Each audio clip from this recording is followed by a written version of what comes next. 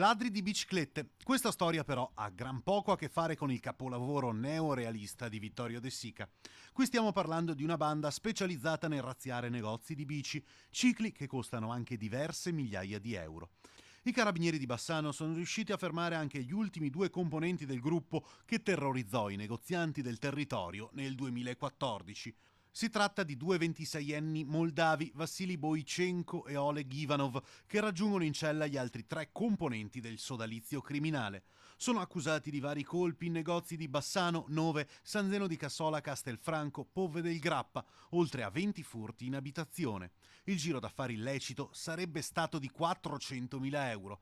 Le indagini serrate dei carabinieri del nucleo operativo bassanese hanno permesso di recuperare la refurtiva della Nord Cicli di Pove del Grappa, nonché tutti i mezzi ricettati.